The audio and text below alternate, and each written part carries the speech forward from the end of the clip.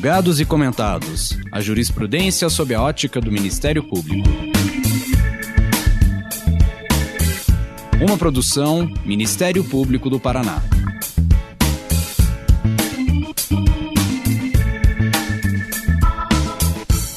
Olá, estamos começando mais um episódio do Julgados e Comentados. Eu sou Sâmia Bonavides e hoje vamos abordar a segunda parte do episódio sobre os principais julgados dos tribunais superiores de 2022 e os impactos na atuação do Ministério Público. Novamente, nós vamos aqui abordar questões muito importantes que dizem respeito à nossa atuação, a atuação do Ministério Público, envolvendo a interpretação legislativa, que é da competência dos tribunais superiores. E neste episódio, as considerações serão referentes à prerrogativa de membros do Ministério Público de se sentarem ao lado de juízes nas sessões de julgamento, bem como o dever constitucional do Estado de assegurar vagas em creche e na pré-escola, algo que está também muito afeto às mulheres que sofrem com a sobrecarga dos cuidados com a família, precisando trabalhar, e ainda a questão afeta aos questionamentos sobre atribuições que são do promotor natural, quando forem exercidas por grupos de atuação especializada. Tudo isso sob a ótica dos tribunais superiores. Contamos novamente com a participação dos promotores de justiça do Ministério Público do Paraná, Rafael Pereira e Timothy Rema. Fiquem agora com a segunda parte do episódio.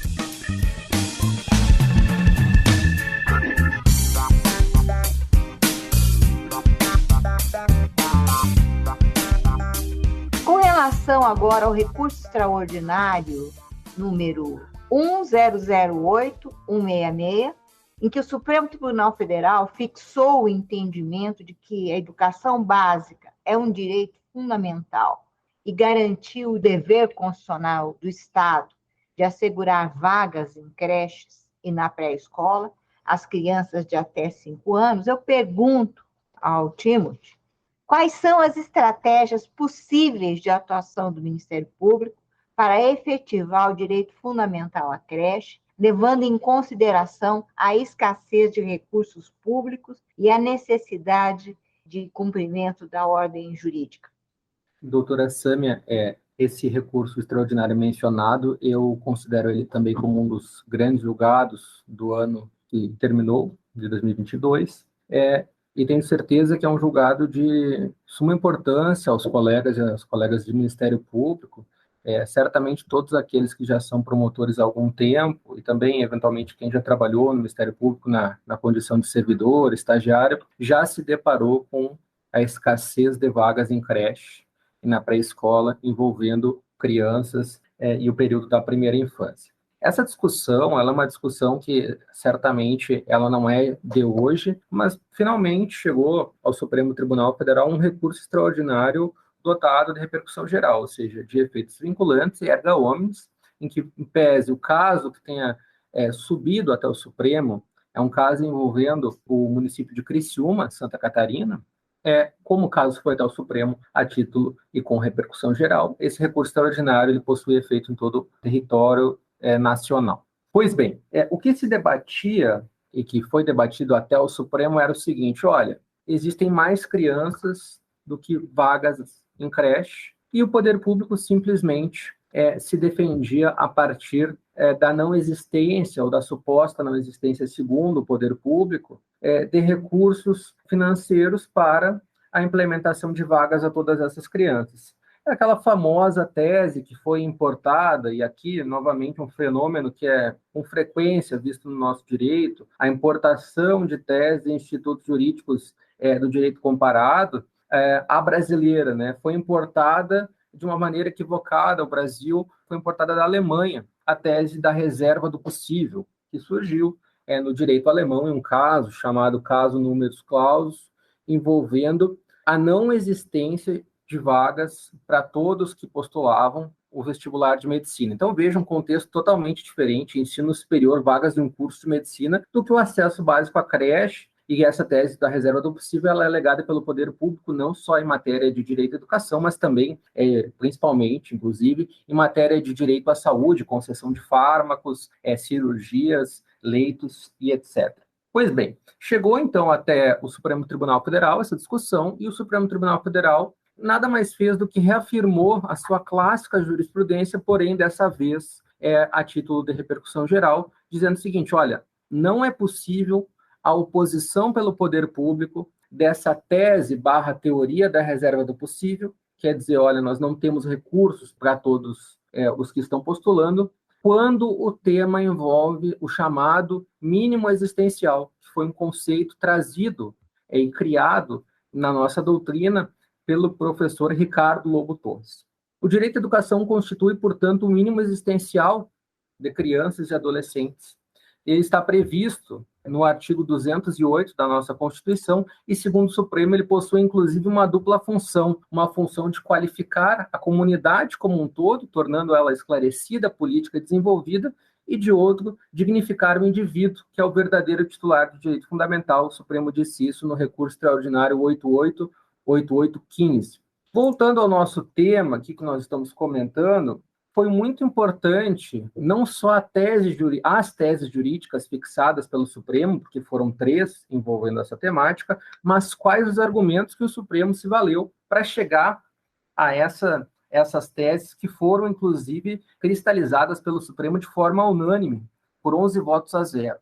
O Supremo, primeiro, ele diz o seguinte: olha, a educação envolvendo o acesso à creche e à pré-escola, ela faz parte daquele período que nós chamamos no Brasil de primeira infância, e que é muito importante o desenvolvimento das crianças nesse período, que é um período primordial, é um período central para que as crianças tenham o seu primeiro desenvolvimento ali em matéria de intelectualidade, em matéria de qualidades não só intelectuais, mas também motoras, enfim, do seu próprio desenvolvimento como ser humano. Um segundo argumento que eu achei muito interessante, trazido pelo Supremo, e quem já me acompanha tem visto que eu tenho escrito bastante sobre isso, foi o tema da igualdade de gênero, do direito das mulheres. Porque o Supremo ele não analisou o acesso à creche tão única e exclusivamente a partir das crianças, da perspectiva das crianças, mas também daquelas mães que precisam deixar os seus filhos na creche para que elas possam ter, então, acesso ao mercado de trabalho e desenvolver suas atividades laborais sem que a maternidade as prejudique. Então, o Estado, como além de alguém que garante, como o direito fundamental à educação das crianças, garante também uma perspectiva otimista do acesso às mulheres ao mercado de trabalho. Então, o Supremo ali dialogou com vários argumentos envolvendo essa perspectiva da igualdade de gênero. A ministra Rosa Weber, inclusive, dialogou bastante com o empreendimento teórico, que a doutrina chama de constitucionalismo feminista, que nasceu lá na doutrina canadense norte-americana por Bentes, e que aqui no Paraná, inclusive, é muito difundido pelas professoras Estefânia Barbosa e Melina Fachin, da Universidade Federal do Paraná. Então, o Supremo disse, olha, além de ser um direito fundamental que compõe um núcleo essencial, o núcleo existencial, o núcleo mínimo existencial de crianças, é também um direito que não tem só a perspectiva daquela criança titular do direito fundamental à educação, mas também uma perspectiva, sobretudo, das mulheres, porque nós não podemos aqui ignorar as questões empíricas, né? Eu sempre digo que o direito ele também tem que ser analisado a partir dos fatos da sociedade, o que está acontecendo na sociedade. A gente sabe que ainda são as mulheres que lhes são conferidas essa questão do cuidado com as crianças muito mais do que os homens, em que pese muitos homens também já estejam colaborando, auxiliando nesse papel que é muito importante. Inclusive, recentemente, o Supremo trouxe uma outra decisão, em recurso extraordinário também com repercussão geral, conferindo às servidoras públicas o direito de jornada reduzida, servidores e servidoras públicas que cuidam de pessoas com deficiência. Então, é muito importante como o Supremo vem interpretando essas questões tão caras à sociedade e ao Ministério Público. Então, o Supremo ele fixou basicamente 3 teses nesse tema de repercussão geral 548, que são as seguintes. A primeira tese, a educação básica em todas as suas fases, educação infantil, fundamental e ensino médio, constitui direito fundamental de todas as crianças e jovens, assegurado por norma constitucional de eficácia plena e aplicabilidade imediata. Por que essa tese foi muito importante? Porque aqui o Supremo se baseou naquela classificação tripartite do professor José Afonso da Silva em normas de eficácia plena, contida e limitada. As normas de eficácia limitada são aquelas que necessitam de uma norma regulamentadora pelo poder infraconstitucional. Então, não cabe aqui ao poder público dizer, olha, nós não temos uma regulamentação disso, então a criança não tem acesso à creche, certo? Não cabe ao poder público se valer desse tipo de argumentação, não apenas não cabe se valer da tese defensiva da reserva do possível, mas também a essa tese de ausência de lei regulamentadora, já que nós podemos, quando eu digo nós, membros do Ministério Público e também outras instituições e advogados privados, postular uma vaga em creche no Poder Judiciário única e exclusivamente com base no texto da Constituição. A Constituição, desde o movimento da doutrina da efetividade, com o advento da Constituição de 88, sabe-se que se deixou de ser uma mera carta de exortações políticas e passou a ser considerada norma jurídica e dali espraiando efeitos aos titulares de seus direitos fundamentais. A segunda tese, já me encaminhando para o final dos comentários. A educação infantil compreende a creche de 0 a 3 anos e a pré-escola de 4 a 5 anos. Sua oferta pelo poder público pode ser exigida individualmente, como no caso examinado nesse processo. Então, aqui vem justamente os comentários que eu já fiz anteriormente acerca da exigibilidade dessa norma como uma norma de eficácia plena e aplicabilidade imediata, que pode ser deduzida, então, que pode ser tida como uma norma geradora de direitos a partir do seu próprio texto constitucional, sem a necessidade de uma regulamentação pelo poder legislativo infraconstitucional. E, por fim, o poder público tem o dever de dar efetividade integral às normas constitucionais e acesso à educação básica. Ou seja, não cabe aqui alegar reserva do possível, escassez de recursos financeiros e orçamentários. A gente sabe que o Estado ele tem o chamado cobertor curto, puxa o cobertor para cobrir a cabeça e destapa os pés. São as famosas escolhas trágicas do professor Guido Calabrese, né, que dá essa situação, essa nomenclatura jurídica, mas em matéria de direito à educação, sobretudo acesso à pré-escola e à creche, não tem conversa, esse direito compõe o mínimo existencial de crianças e, portanto, o poder público não pode se furtar de implementar as vagas em creche. Como nós podemos resolver essa questão, que se trata de uma questão complexa e, sem sombra de dúvidas, uma questão que afeta o Brasil aos seus 4 cantos, a partir de termos de ajustamento de condutas, reuniões, enfim, os mais variados mecanismos extrajudiciais envolvendo o tema do direito à educação e os membros do Ministério Público e, se nada der certo, sim, a partir de uma judicialização que eu particularmente vejo sempre melhor uma judicialização coletiva do que uma judicialização individual, porque a judicialização coletiva, ela tende a resguardar de uma forma melhor e mais íntegra o princípio da isonomia, sobretudo em casos, em oportunidades que envolvem filas de espera, listas, como é frequentemente o acesso à educação básica na pré-escola. Então, eu considero esse julgado um julgado muito interessante, muito importante, muito caro a nós, membros do Ministério Público, e muito caro às nossas crianças também, e às mães que também precisam desse auxílio da creche para que possam desempenhar de forma satisfatória no mercado de trabalho.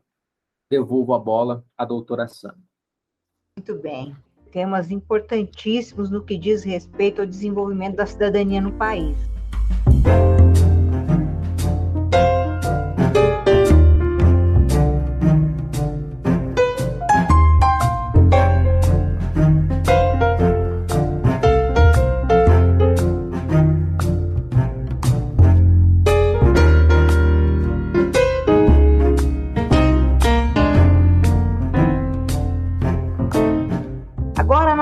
Falar sobre a atuação relativa aos grupos de atuação que nós temos aqui no Ministério Público do Paraná. Houve uma decisão no Superior Tribunal de Justiça, que é num processo sob segredo de justiça, em que é relator o ministro João Otávio de Noronha, da 5ª turma, por unanimidade, em 27 de setembro do ano passado.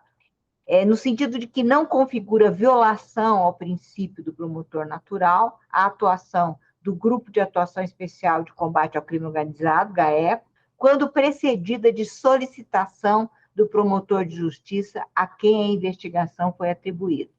Rafael, qual a importância da atuação conjunta entre o promotor natural, porque essa questão afeta a discussão que envolve o promotor natural, né? Qual a importância da atuação conjunta entre o promotor natural e os grupos de atuação especializada, né? E como essa atuação se dá na prática?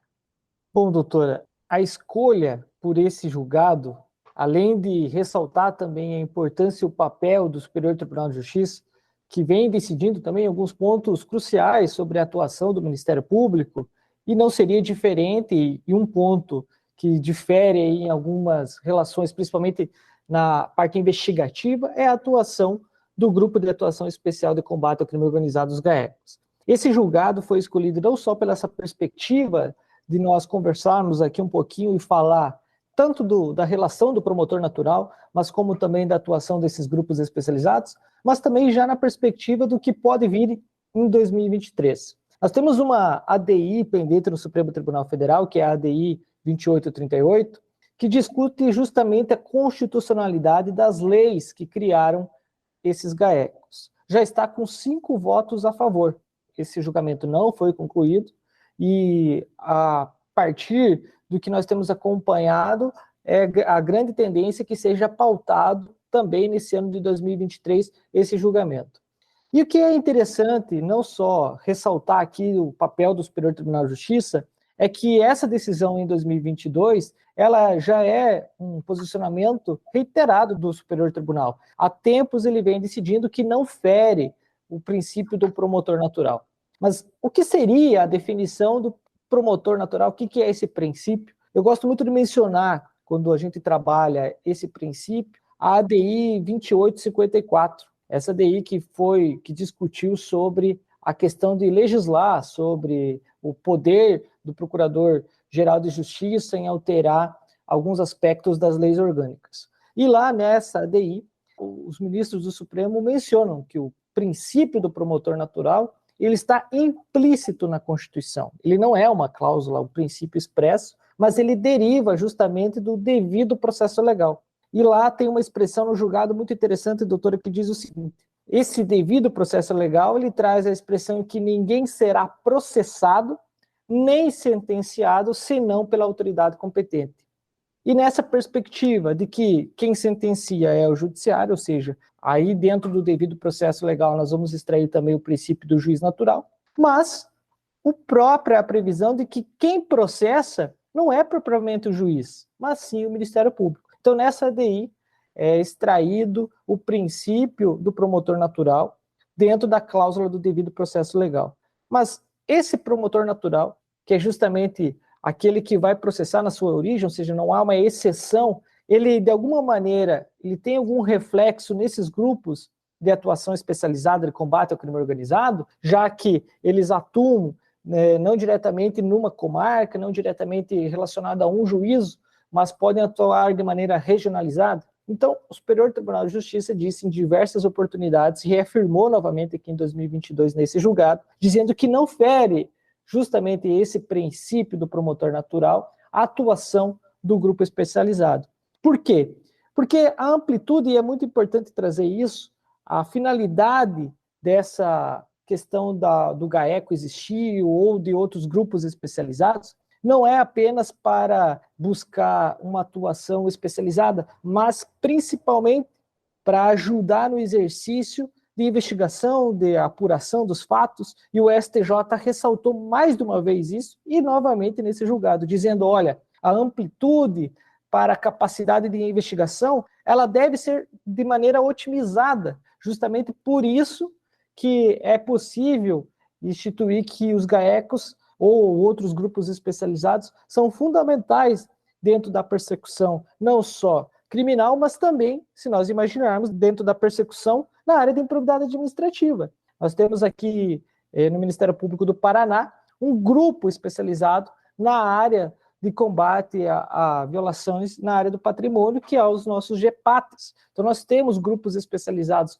não só na parte criminal, mas também dentro da improbidade administrativa. E a tendência desse reforço que nós temos acompanhado, não só na ADI, que diz que a lei que cria os GAECos é constitucional, ainda não teve o seu julgamento definido, mas 5 votos já favoráveis, é essa jurisprudência do STJ. Então é importante, já que nós estamos num contexto de abordar jurisprudência que foram relevantes numa questão institucional para o Ministério Público, reafirmar mais uma vez o papel do GAECO.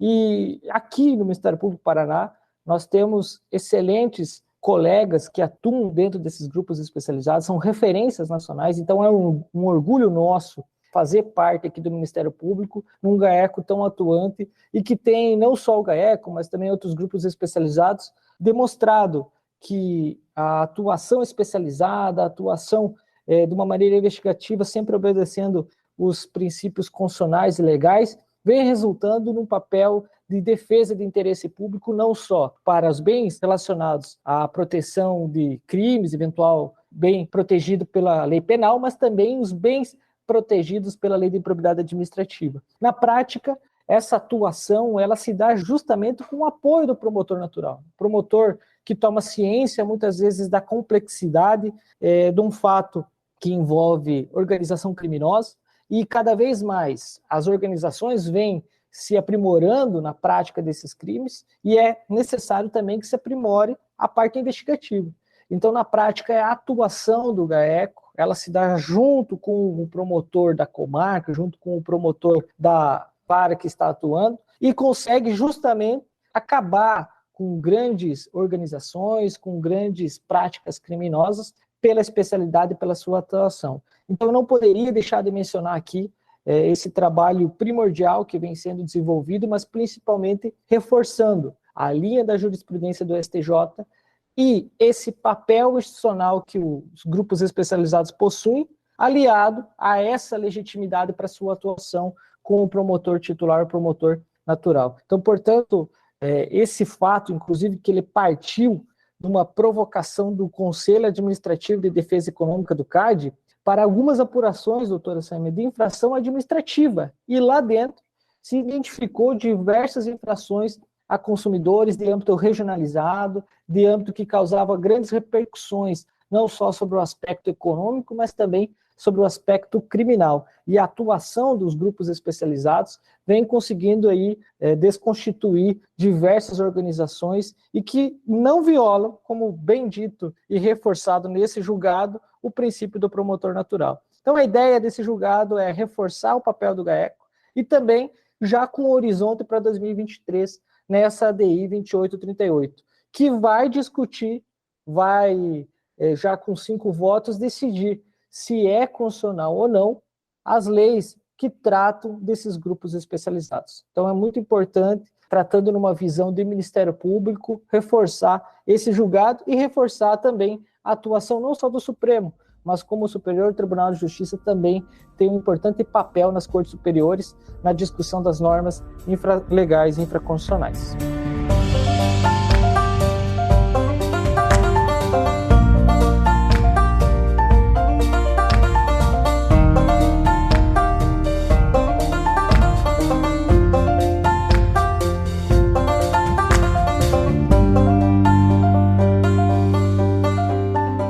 Timothy, vamos voltar de novo, né, falar e também aí sobre um julgado do Supremo Tribunal Federal, na ADI 4768.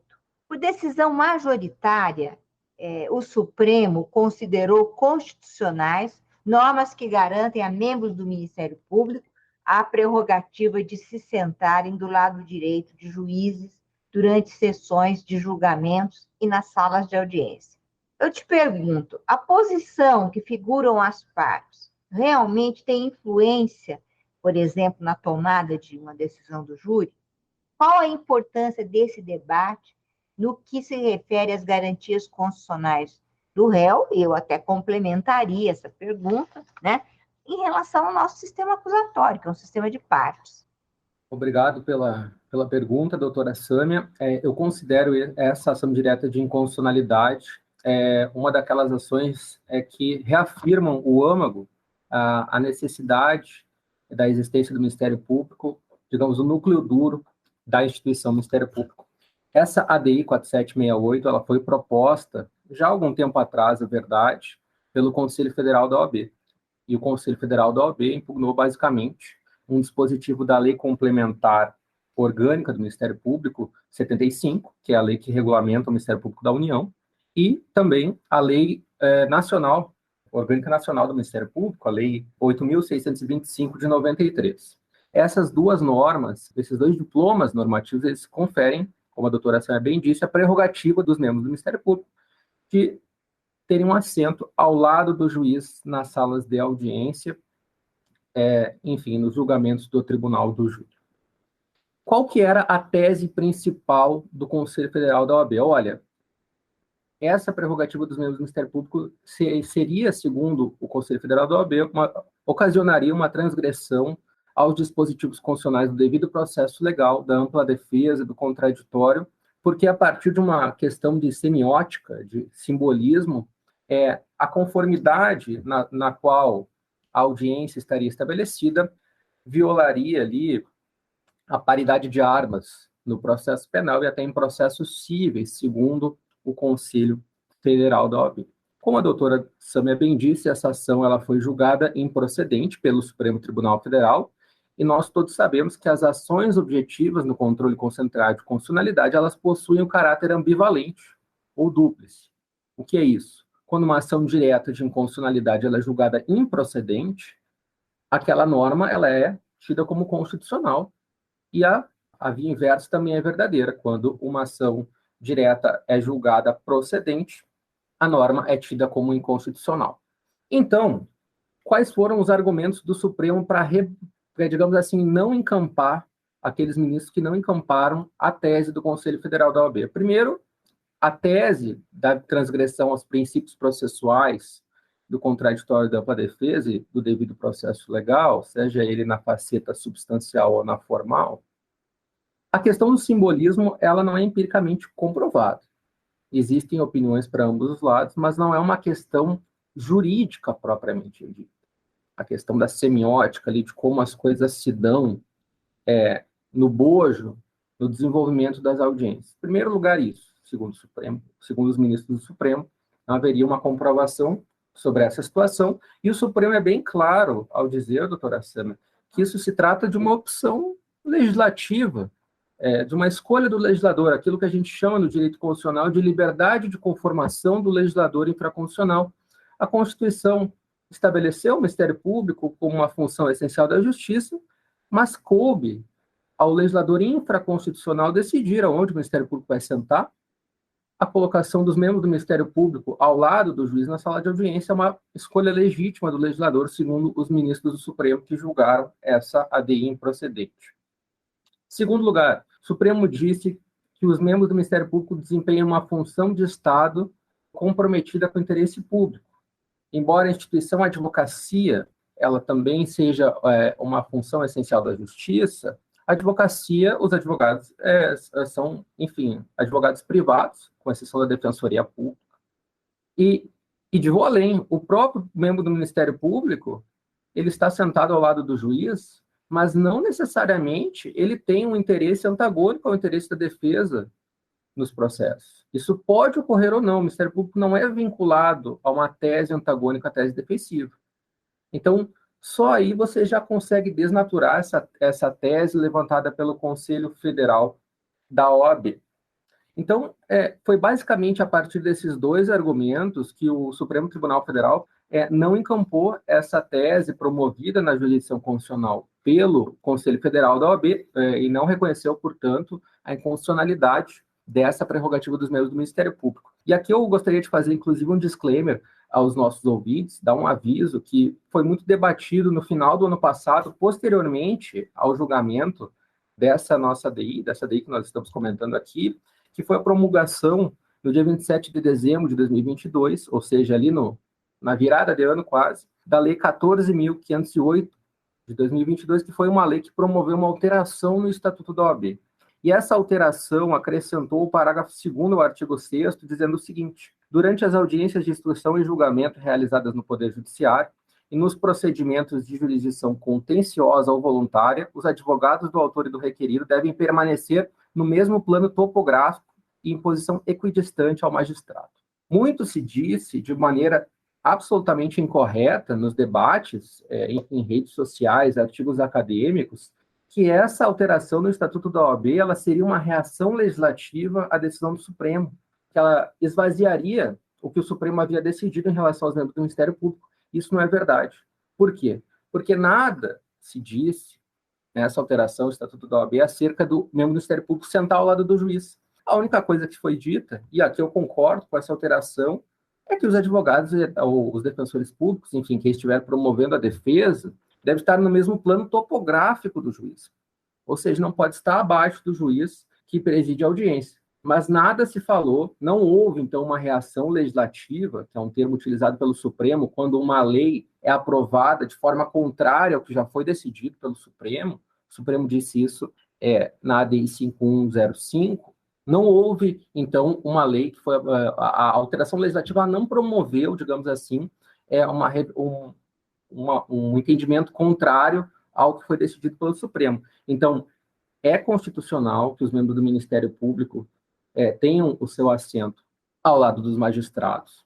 Isso é uma opção do legislador, a partir da liberdade de conformação que o parlamento tem outorgada, enfim, pelo povo, a partir do voto, e é uma opção legítima, certo? Essa tese de uma suposta semiótica prejudicial aos interesses da defesa, ela, como eu disse aqui, ela é facilmente desidratada a partir de vários argumentos. Primeiro, que o Ministério Público nem sempre promove uma tese antagônica à tese da defesa. Segundo, que é uma tese que é muito mais ligada a uma questão de simbolismo, semiótica, do que qualquer violação frontal à Constituição. Então, ao meu humilde sentir, o Supremo foi muito bem ao reconhecer a constitucionalidade dessa prerrogativa dos membros do Ministério Público.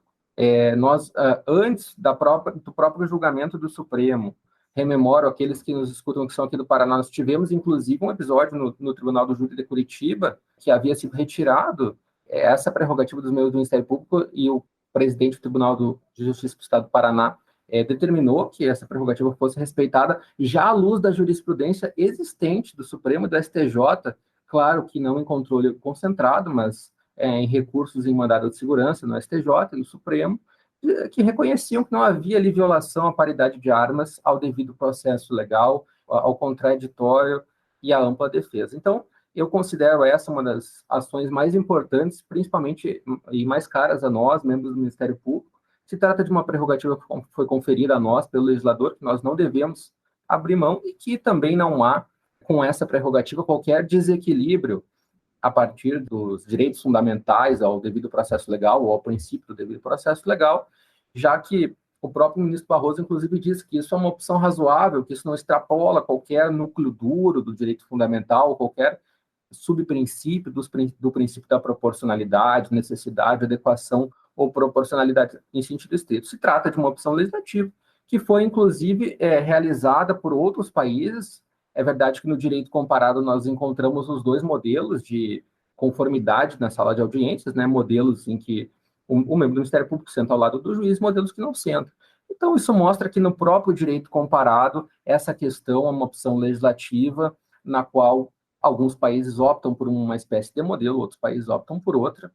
Houveram votos divergentes, houveram votos de ministros do Supremo que votaram que era uma prerrogativa do Ministério Público que só não se aplicava no Tribunal do Júri, por exemplo. Outros que votaram apenas para que essa prerrogativa não fosse aplicada nas ações penais. Mas se tratam de votos vencidos, que são importantes de serem mencionados aqui, enfim, por amor ao debate, mas que não foram aqueles votos que cristalizaram a tese da Corte Constitucional Brasileira. Então, eu considero esse julgado assim, emblemático no ano de 2022. Já era uma ação antiga que já não havia sido, enfim, dada a cautelar, né? Que essa ação, os membros do Ministério Público já estavam ocupando seu assento ao lado do Poder Judiciário, e o julgamento do mérito dessa ação foi muito importante para que o Ministério Público aí os seus membros mantivessem essa prerrogativa, sejam processos cíveis, criminais, plenários de tribunal do júri, audiências e sessões em tribunais de justiça e até no próprio Supremo e também no STJ. É uma questão técnica que tem muitas sutilezas, tem o aspecto histórico, né?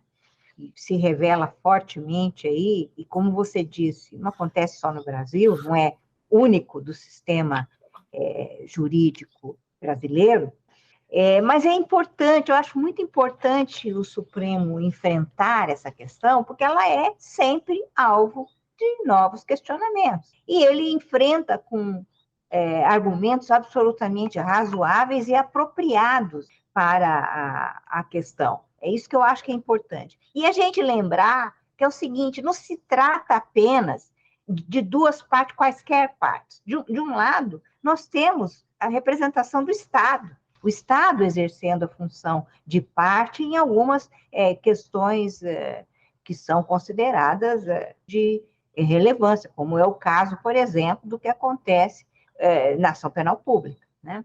Então, tem realmente mais a dinâmica social, ela é forte, né? A dinâmica, a interpretação do direito, a interpretação dos sistemas, e sempre força algumas releituras. Existem releituras que são necessárias e releituras que são desnecessárias. Acho que um pouco se trata a respeito disso, afirmando o Supremo. Olha, nesse caso, fica tudo como está.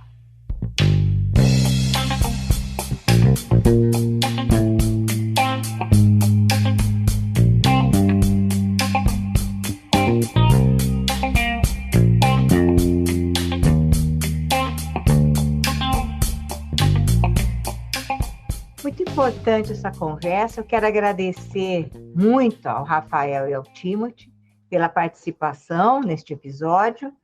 E não sei se vocês querem concluir, fica aqui à disposição para a gente encerrar. Então, mais uma vez, doutora Sâmia, quero agradecer a Escola Superior do Ministério Público do Paraná, em seu nome, agradecer o convite.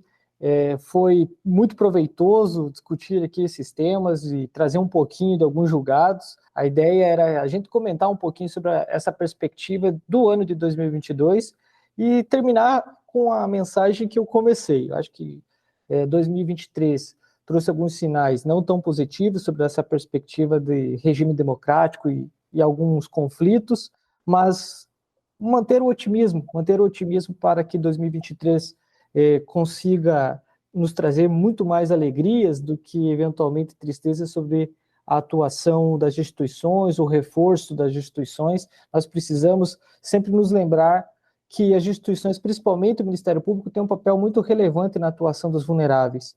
E cada vez mais essa perspectiva de aumento da necessidade dessas pessoas e uma visão direcionada para elas é que deve-se ter hoje um papel de um promotor, de uma promotora de justiça, especialmente, já que nós estamos aqui no âmbito do Ministério Público, esse olhar para as pessoas que mais necessitam, aquela última porta, nós estarmos sempre com elas abertas para receber essa população e uma atuação efetiva nessa área. Deixar aqui também para quem quiser acompanhar nas redes sociais, eu tenho lá meu Instagram, @prof_Rafael Pereira, posto lá algumas situações jurídicas, alguns temas jurídicos interessantes e provocantes, então estou lá também para quem quiser me acompanhar. E o meu livro aí, que é o Manual do Acordo de Não Persecução Civil, que foi lançado em 2020, mas já na perspectiva das mudanças que nós sofremos no ano de 2021. Então, mais uma vez, agradecer o convite e fico muito honrado e à disposição sempre da escola para participar aqui e agradecer também a disponibilidade e estar ao prestígio aqui do meu amigo, meu irmão Timothy, de participar desse episódio. Muito obrigado, doutor. Eu também gostaria de agradecer à Escola Superior do Ministério Público, em nome da doutora Sâmia. É sempre uma felicidade colaborar com a escola, seja em podcasts, em cursos, enfim, em sugestões. Foi um debate muito proveitoso, a gente conseguiu, acredito, passar por pontos nevrálgicos da atuação do Ministério Público e que também são muito caros à sociedade, né? O Ministério Público ele tem que compreender, e quando eu digo Ministério Público, todos nós, membros do Ministério Público, qual que é o nosso papel na defesa do regime democrático, nesse estado de coisas que a gente pode dizer assim, bastante heterodoxo, né?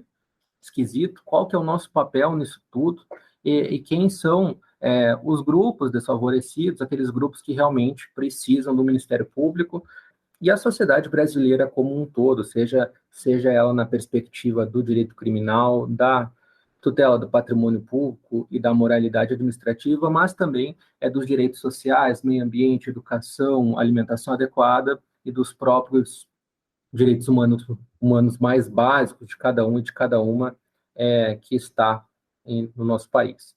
Então, gostaria de agradecer, dizer que estou sempre à disposição para eventuais novas conversas.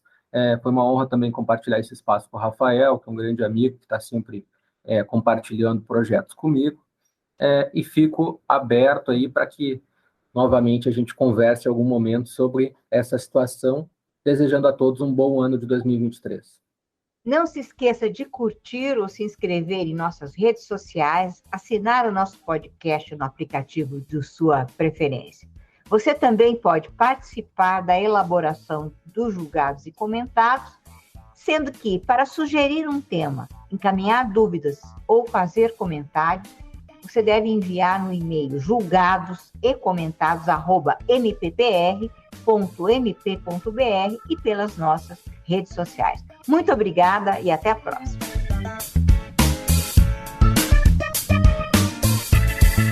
Uma produção Ministério Público do Paraná.